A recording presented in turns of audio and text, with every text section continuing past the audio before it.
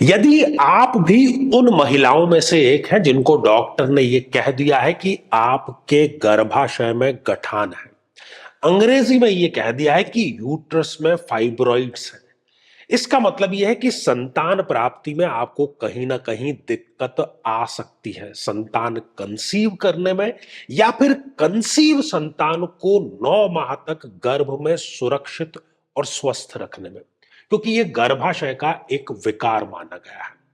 Fibre से यह शब्द बना है, फाइब्रॉइड्स अर्थात तंतुओं की गठान या वसा की गठान। जब हम इसका एस्ट्रोलॉजिकल एनालिसिस करते हैं, जो कि हमने बिल्कुल विशुद्ध रूप से पाया है, तो गुरुदेव, बृहस्पति, जुपिटर इसके कारक ग्रह मिलते हैं। और मैं ये समझता हूं कि आप यदि ये एपिसोड देख रहे हैं तो अपनी जन्म पत्रिका अपने समक्ष रख करके, समझ करके ये एपिसोड जरूर देखें। तो मेरे बहुत ही प्रिय और बेहद सम्मानित साथियों, हृदय की असीम गहराइयों से अभिनंदन, बहुत बहुत हार्दिक स्वागत। साथियों, आज हम चर्चा करने जा रहे हैं सिंह लग्न की जन्म पत्रिका में कब स्त्रियों को इस प्रकार की समस्या आ जाती है और उसका समाधान क्या है। और यदि अभी तक आपने अपने लग्न से संबंधित एपिसोड नहीं देखा है तो यहां आई बटन में हमने आपको उसका लिंक प्रोवाइड करा दिए, जाकर के जरूर देखना, समझना और जानना चाहिए। तो साथियों, सिंह लग्न की जन्म पत्रिका में वैसे तो गुरु एक अति योग कारक ग्रह है, लेकिन हमारे नियमित दर्शक अच्छे से जानते हैं कि किसी भी ग्रह की योग कारकता या मारकत्व उसकी प्लेसमेंट पर डिपेंड करता है। मान लीजिए कि गुरुदेव नीच राशि के होकर के और इस छठे भाव में विराजमान है, तब वो महिलाओं को इस प्रकार की समस्या जरूर दे देते हैं, खासतौर पर गर्भाशय की या कई बार अन्य स्थानों पर भी गठानों की या वसा का जो जमाव हो जाता है, लिक्विड का जो जमाव हो जाता है, उसकी समस्या दे देते हैं। और ये समस्या इनकी किशोर अवस्था से ही शुरू हो जाती है। यदि गुरुदेव स्वराशि के होकर के इस अष्टम भाव में विराजमान हो जाएं, तब भी इस प्रकार की समस्या बहनों को आ जाती है। और यह भी देखा गया है कि इस समस्या के साथ ही जो ससुराल पक्ष से इनके संबंध हैं, वो कभी भी बेहतर नहीं हो पाते, चाहे ये अपनी तरफ से कितना ही प्रयास क्यों ना करते। साथियों, गुरुदेव यदि इस द्वादश भाव में उच्च राशि के होकर के विराजमान हो जाए, तब भी इस प्रकार की समस्याएं बहनों को आती है। और इनके जीवन में जो डॉक्टर से संबंधित खर्चा है, जो मेडिकल का खर्चा है, दवाइयों का खर्चा है, वो सदैव बना ही रहता है। साथियों, यदि इस जन्म पत्रिका की मैं बात करूं तो किसी भी भाव में यदि गुरुदेव राहु के साथ में विराजमान है तो उन्होंने बना लिया ये चंडाल योग।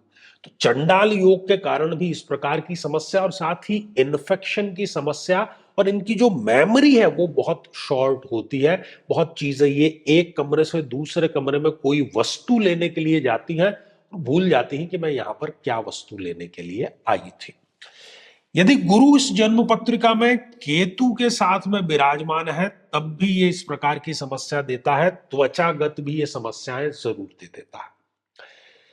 यदि गुरु इस जन्म पत्रिका में शनि के साथ में विराजमान है, तो जो भी इनको बीमारी है, जो भी शरीरगत समस्या है, वो सदैव लंबी चलती है, क्योंकि शनि का कार्य ही है हर चीज को लंबा खींच करके देरी तक बनाए रखना, क्योंकि उसका नाम क्या है? शन शन है चले, वही तो है शनिश्चर।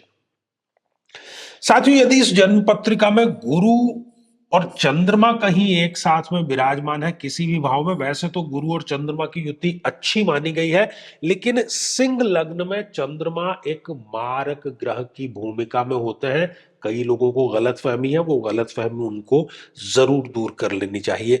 तो इसके कारण भी न केवल ये मानसिक तनाव इनको उत्पन्न होता है, बल्कि ये गर्भाशय से संबंधित भी विकारों के ये शिकार अवश्य हो जाता है। इसके अतिरिक्त आप देखिए कि यदि 0 डिग्री के हैं गुरुदेव या जन्म पत्रिका में वो 28-29 जैसी अंतिम डिग्रियों के हैं, तो वो बलहीन हो गए। 0 डिग्री मतलब नवजात शिशु और 28-29 डिग्री मतलब वयोवृद्ध। तो दोनों ही कमजोर स्थिति में इस प्रकार की समस्याएं बहनों को ये अवश्य दे देता है। साथ ही इनको चाहिए क्या? क्योंकि यदि समस्या कुंडलीगत है तो उसका समाधान भी कुंडलीगत ही होगा। जो महादशा इनको चल रही है उस महादशा मंत्र साधना का इनको पालन अवश्य करना चाहिए और गुरु के अभिमंत्रित जल का नियमित रूप से सेवन अवश्य करना चाहिए। साथियों, श्रृंखला ये हमारी आगे भी जारी रहेगी। अब समय है आज के हमारे कमेंट को शामिल करने का।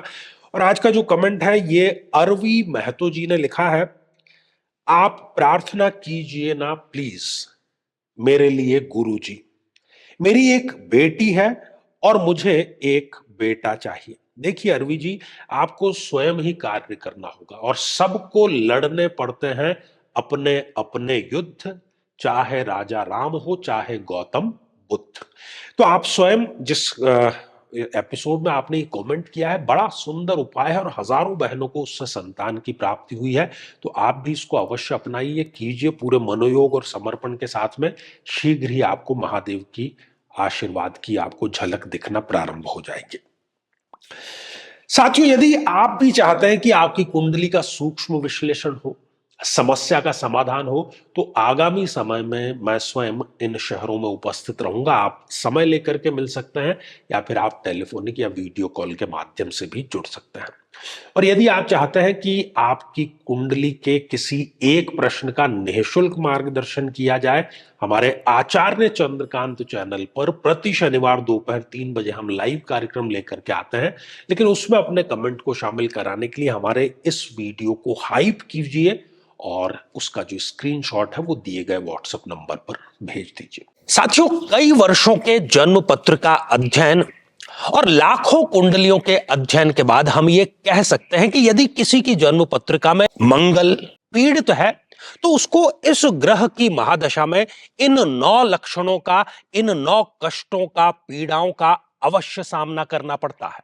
शत्रु बाधा, अपने ही भाइयों से पीड़ा, साहस की कमी, बार बार दुर्घटनाएं होना, व्यक्ति का अत्यधिक क्रोधित होना, रक्त अर्थात ब्लड में किसी न किसी प्रकार का विकार होना, किसी बीमारी में ऑपरेशन तक की नौबत आ जाना या किसी बीमारी का बढ़ करके कैंसर का रूप धारण कर लेना, और बड़ी चीज कि शादी योग्य उम्र होते हुए भी व्यक्ति का विवाह ठीक समय पर संपन्न नहीं हो पाता। लेकिन साथियों, यदि आप भी इन सभी कष्टों से स्थायी और सटीक मुक्ति प्राप्त करना चाहते हैं तो उसका तरीका है इस ग्रह की महादशा मंत्र साधना दीक्षा, जो विशेष रूप से आपके नाम, आपकी जन्मतिथि के अकॉर्डिंग की जाएगी। और गुरु दीक्षा के माध्यम से अभिमंत्रित माला भी आपको प्रदान की जाएगी, ताकि न केवल ये सारे कष्ट दूर हों बल्कि ये पूरी की पूरी महादशा आपके लिए शांतिदायक और सुख समृद्धिदायक साबित हो।